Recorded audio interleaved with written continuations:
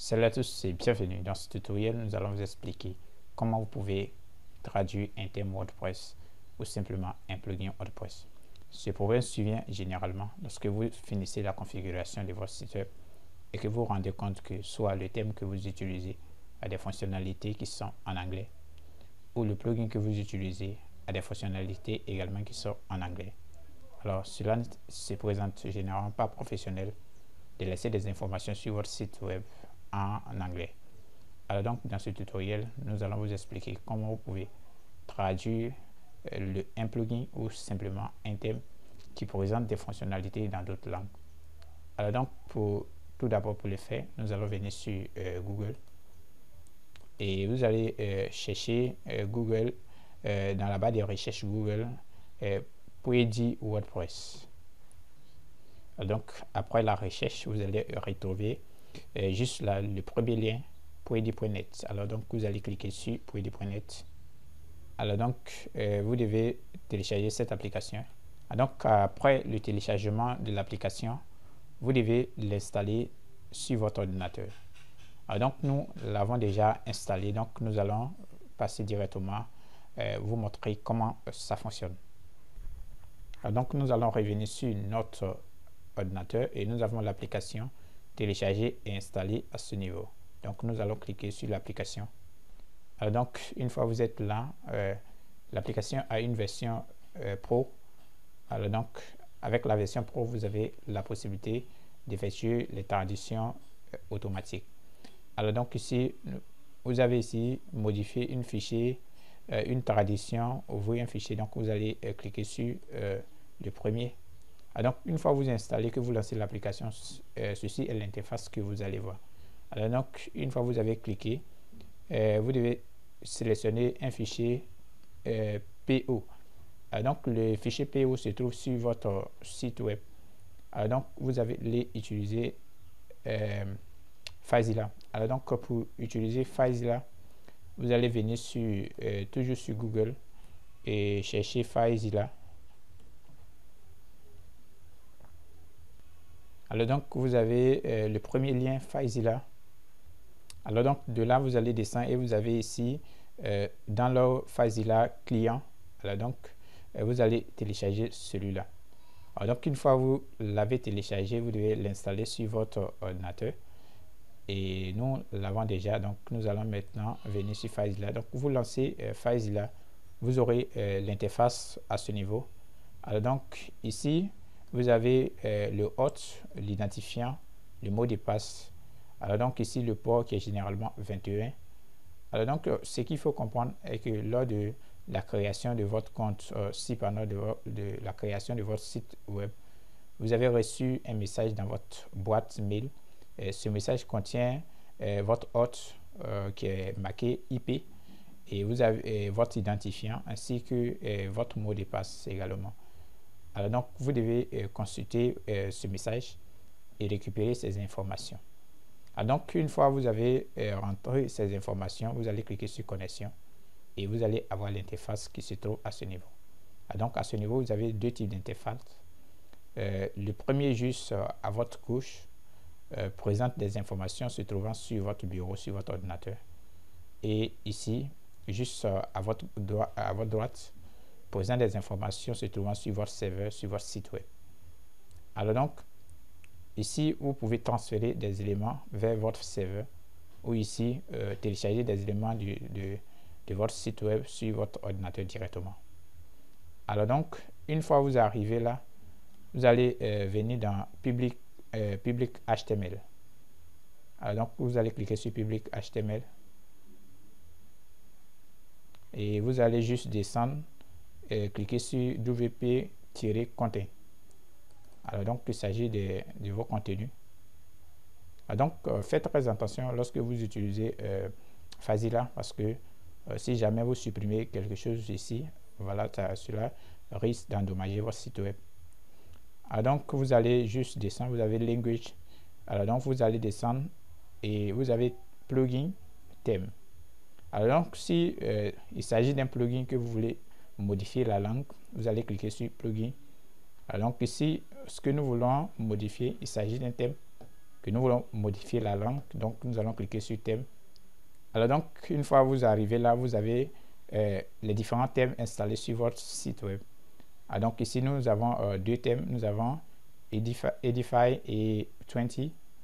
Alors donc, nous allons cliquer sur Edify parce que c'est Edify qui est installé actuellement qui est activé sur le site web. Donc, c'est les fonctionnalités d'Edify que nous voulons modifier. Alors donc, vous allez descendre et vous avez juste la language. Et ici, vous avez les dossiers de langue. Alors donc, vous pouvez voir EN qui signifie English, US qui signifie le code du pays. Donc, .mo. Et juste en dessous également, vous avez English, US, United States, PO. Voilà, donc .po. Donc ici, le fichier que nous allons télécharger sur notre ordinateur, c'est le fichier PO. Donc, vous allez cliquer sur télécharger. Alors, donc, vous allez voir une progression juste là. Voilà, donc le fichier a été téléchargé sur notre ordinateur. Nous allons venir chercher le fichier téléchargé.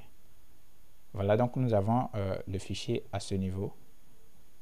Voilà, donc nous allons maintenant revenir sur notre ordinateur directement. Nous allons aller dans le dossier où se trouve le fichier. Alors donc nous avons juste là le fichier téléchargé. Voilà, donc maintenant ce que nous allons faire, c'est de venir sur Poedi. Alors donc nous allons modifier une tradition. Nous allons venir dans le dossier, surtout notre fichier.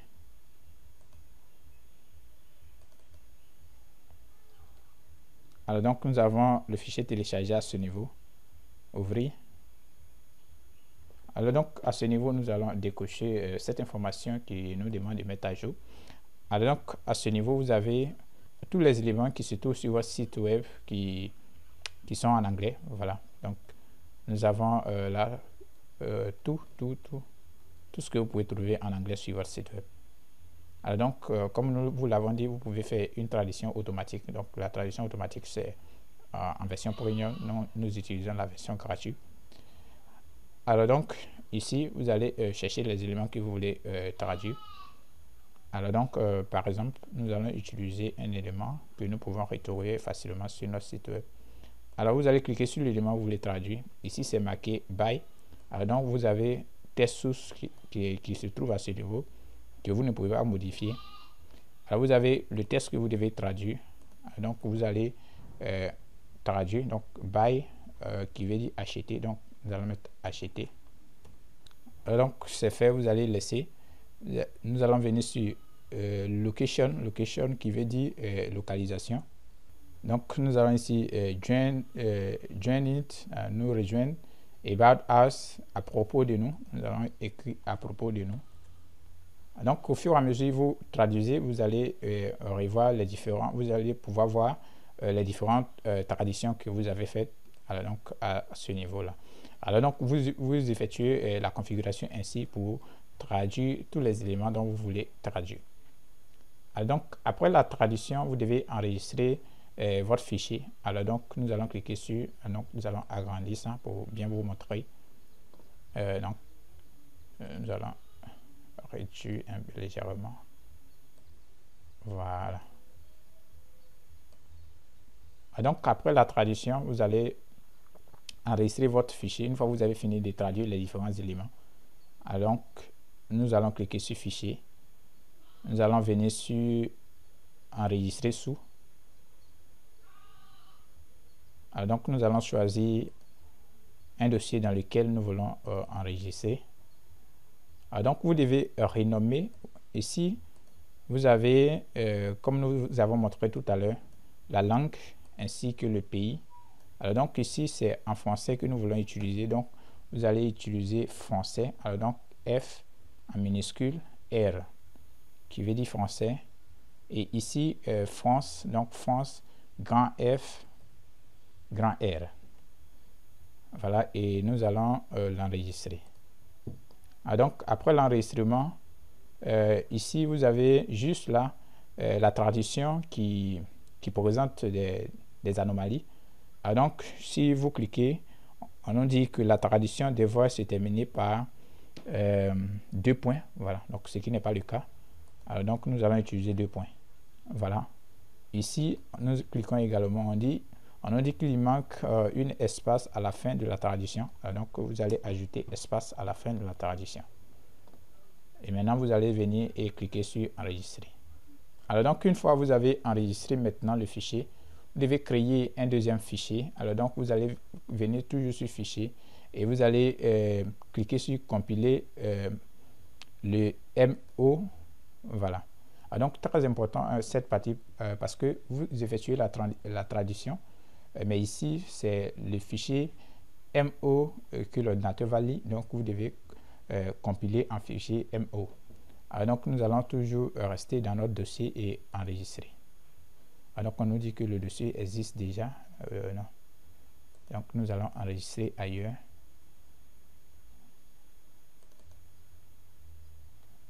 Voilà, nous allons venir sur OK, donc l'enregistrer.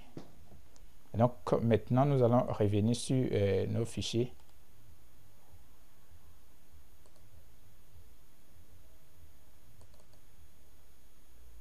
Voilà, donc nous avons le fichier compilé à ce niveau. Le premier dossier que nous avons enregistré, nous allons les mettre ensemble. Alors donc le premier se trouve à ce niveau. Alors donc nous allons copier le premier.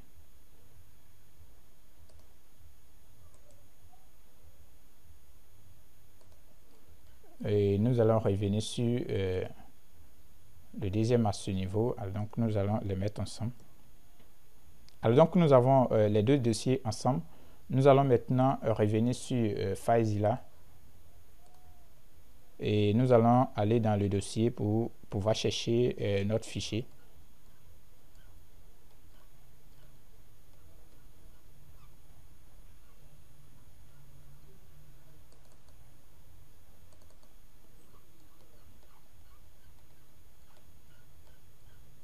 Donc nous avons les deux dossiers que nous avons créés à ce niveau, les deux fichiers disons, donc les fichiers traduits, nous avons FRPO et FRMO. Donc nous allons envoyer ces deux dossiers sur notre serveur. Donc vous allez maintenir CTRL, les sélectionner, faites un clic droit et cliquez sur envoyer.